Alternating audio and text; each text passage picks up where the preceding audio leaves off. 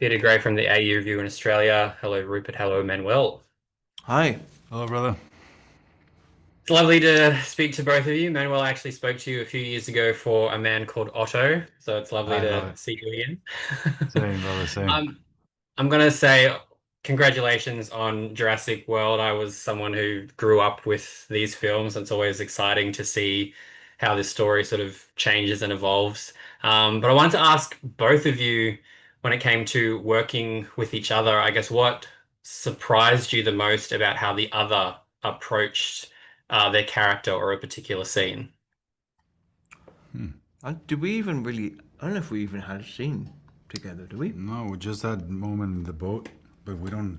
You interact more with David, right? Yeah. And with Luna. And I guess in the gas station, Yeah, kind but of. there's Not nothing. really. Yeah, we don't have. I mean, I was just impressed by Manuel, but also my other colleagues' ability to imagine something that wasn't there. Yeah. Mm. That's always going to be sort of slightly magical to me. You watch someone else's face, and it helps you see something that isn't there. Yeah. Did the film like challenge either of you to reconsider how like we respond to the unknown or the uncontrollable? Like obviously not just with fear, but with humility as well. Um, yeah, I mean, the film and the book are dealing with the idea of man's meddling in nature and then exploiting it for personal gain or, or corporate gain. But um, it never ends particularly well. Um, I think that's one of the kind of messages of it, if there is one. With your character Manuel, like you bring a I guess like grounded charisma to the action and things like that. Like, did you see your character as a natural leader, a reluctant leader, or something else entirely? Like, how did you approach your character and what the No, situation that he finds himself in? I mean, honestly, just as a father taking care of, instinct survival, taking care of their kids. And yeah, I mean, you know, trying to be trying to, or a parent, how parents, they sometimes they don't know what they're doing. They just feel like they know, so the kids feel like a little bit secure. And I think that's what Ruben is. He doesn't have idea what he's doing. He's just doing it for them to feel a little safe, but he's hoping for somebody to save him. Hopefully these guys. Yeah, but yeah, I think it's just that the father instinct to take care of their children, of his children, of his children, or their children, of But his father taking did take care care of the of children. Both work. both ways.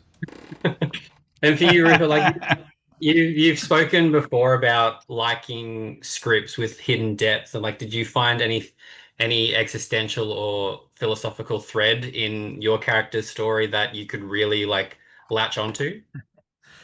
Yeah, I think David Kep is one of the finest screenwriters living. I love his work. I love his screenwriting. I love his novels, and there's always something going on underneath what you think is going on. And I watched in his writing of my character, I kind of watched what happens when you effectively lie to yourself with a form of idealism about your motives for doing something. Eventually, the truth will out, which is another way of sort of life finds a way. The truth will out are kind of linked somehow. And I feel like you see that in this, particularly the pivotal scene between my character and Luna's character on the boat, which I Mm.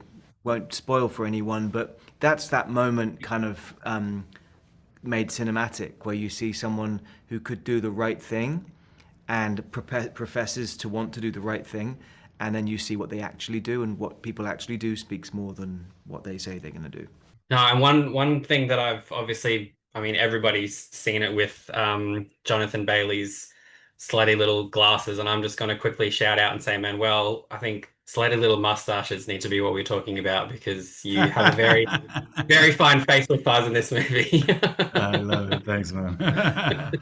It's very zaddy. It's And with Zaddy. Yes, he got it in. We don't know. We just We just learned that word. We We just don't- we learned don't know about what it Zaddy, means. so Right. Okay. Well, I'm gonna say as a gay man, we'll let you completely own that word, and I think Jonathan's getting too much credit. I think slight little Yes, mustache yes, needs to yes. be where it was Here's talking what's happening. Here's a yeah. And when it comes to obviously like, there are so many iconic, images or scenes that we relate to Jurassic Park and the original series. Like, were there any of those moments from the original films that I guess you held on to as inspiration or reference points while filming Rebirth in any way? No, not personally. I think it's just that the talks with Gareth. Gareth, I think he had it Mm, very clear that he wanted to be very inspired by the first Jurassic Park. So I guess just that as a character, I did what the page gave me and inspired me, and the talks with Gareth. But I didn't go to, I went to see it back. We all saw it. Um, I don't think you were still there, but we saw it in one of the hotel rooms, and for fun. But we were watching it just for fun, not to be, not to be like, oh, I want to take this from, at least mm. not me. Um, but yeah, Did you find working for both of you, did you find like working with the animatronics or when it wasn't like when it was it like a tennis ball on a head, like did you find like working in that environment with all the special effects, did you find it easy or difficult to I guess stay in character at all?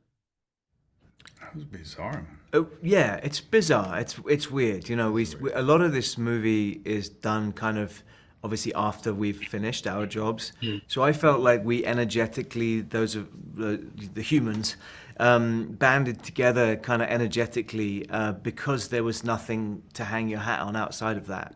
Very often, mm. literally nothing at all. And so you end up sort of leaning on each other, not physically but energetically, and that was a great feeling. But it's a very surreal way to make a living. It is.